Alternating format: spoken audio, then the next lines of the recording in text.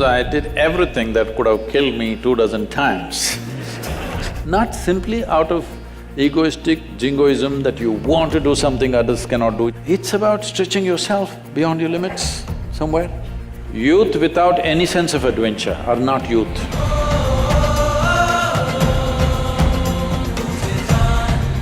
First question is from Georgie. Sadhguru, we know that you are always a game for adventure, but many young people mindlessly get into adventure sports and even lose their lives in the process. What is your suggestion for the youth who get into adventure sports? Well, I have no right to advise anybody on this arena because I did everything that could have killed me 2 dozen times. But I'm here somehow. So, see, when we say adventure, you can have ventures in your life or you can have adventure. Adventure means you don't know where your next foot is going to be. That's adventure. That means there is danger. No danger, everything safe, there is no adventure, isn't it? It's a venture. I'm not against ventures, but you're talking about adventure. That means you want to step into something that you don't know, isn't it? If you step into what you know, unpredictable, that's not an adventure, that's just an activity. So, I must tell you this. Why should I tell you all this and make some crazy people do something crazy? Well, one thing, my father, the physician, and constantly worried about me. His greatest worry was, he would knock his head and say, "This boy has no fear in his heart, what will happen to him?" I've heard this dialogue right from the age of 5, 6. He has no fear, what will happen, what will happen? One day I was around 11, he said the same thing. He has no fear in his… because about 12-foot long cobra came, I just picked it up and walked away. So he kind of… this is the first time he's seeing, I've been doing since I was 6. The first time he saw. And then he had a Vespa scooter. From the age of 9, I've been riding it without him knowing. I was cleaning it for him, but I was riding it. So one day, it's in front of our house, the road is slopey like this. I'm just coming in, putting it in the neutral gear, and I'm standing on the seat and coming like this on the Vespa scooter. He saw me and his heart broke. So he said, "This boy has no fear in his heart, what to do?" Then I asked him, "When did fear become a virtue?" He said, "See, I told you he has no fear." So why are we thinking that we have to enter life fearfully? If you're fearful, fear is one of the worst emotions that people go through in their lives. Why fear happens is, you are imagining something that's yet to happen. Hello? You're imagining something. So what you're suffering is not some situation, you're suffering your own imagination. No, imagination is a fantastic thing. You're an architect, you must imagine, but if every building that you imagine, if you fear it may fall down, it'll drive you crazy. Even in architecture, there is adventure, isn't it? You must see Ranakpur. Have you seen Ranakpur in Rajasthan? You must see. Ranakpur also has Kumbhalgarh within 20 kilometers. It's the second largest wall on the planet. Most Indians know because we keep all the things that we should be proud of a secret. Sits in Kumbhalgarh. Close to that is Ranakpur. This architect is a madman, but he's a very super sane madman because he knows what he's doing. See, if you build a building, this is a temple with 1,000 columns. If you're thinking about safety, what would you do?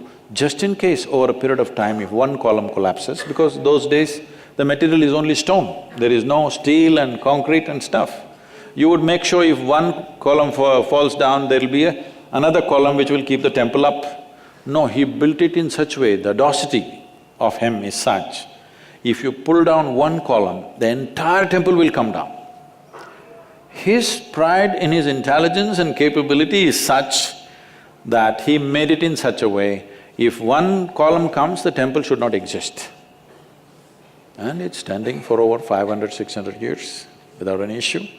You will see something like that in the yoga center. We built an elliptical dome, no steel, no concrete. And at the top, it's only 8 inches thick. And just to freak people, I left a 9 feet diameter hole. People said, this will going to collapse. It will not collapse. If you don't have any adventure in your life, in whatever you do, it doesn't matter, in every sphere of life, there is room for adventure. This means you must trust your capability and competence and one step more than that. There is a risk, of course. If there is no risk, there is no adventure, isn't it? So will young people get killed? Yes, unfortunately, sometimes it does. Before I became 35 years of age, at least 12, 13 of my friends died. Some in motorcycles, some in hang gliding and all the things we were doing together, some of them died. Well, they didn't kill me, but could I live without having done all those things? No. Even if one of those situations had ended me, still I would do it. Not simply out of egoistic jingoism that you want to do something others cannot do, it's not about that. It's about stretching yourself beyond your limits somewhere. But today, the world is far more organized, there's a whole lot of equipment. When we were doing it, crazy things, we had no equipment of any kind. We just did things just like that. But today there is safety equipment, there are systems, there are nets and there are so many things. Well, one of you should start a venture in adventure and bring the right equipment and everything. See, right now, some of the young boys, when they get the two-wheeler, they want to do some stunt, as I was doing, standing on the scooter and riding. They want to do those things. I'm saying, if you cannot stop them, only thing is, they should not be doing it on the street. We must create a space where they can do it with a reasonable amount of safety. Is it 100% safe? No. Nothing is 100% safe. All of us are mortal, isn't it? But we must create reasonable levels of safety where youth will go through adventure with the minimum amount of risk. No risk adventure, there is no such thing. I was one person, people were very surprised when I spoke for Jallikattu in Tamil Nadu. They said, Sadhguru, you cannot say this. I said, see, are you capable of building sports arenas in every village? Can you make them play football, this one, adventure sport, everything in the villages, can you? There's really nothing. The only thing that they have is a traditional sport where once a year they play, which is risky, of course, but it comes from a tradition of doing something. It's risky for the animal, it's risky for the man, actually more risky for the man than the animal. When I spoke for it, everybody resisted, you can't say this. I said, see, youth without any sense of adventure are not youth. You can already bury them as old men. They have to do something. But this does not mean they have to do wild things on the street. We can create situations and spaces where they can do this with reasonable amount of safety. There is no absolute safety.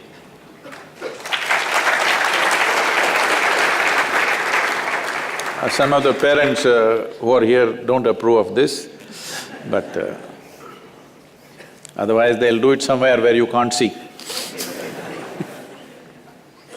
This is one thing I noticed in United States, especially our center is in Tennessee, so I'm just seeing this. If you go to your shop, I go to your motorcycle shop, and I see they made motorcycles for 3-year-olds. They actually built motorcycles for them. 3-year-olds are riding full on in the dirt bikes.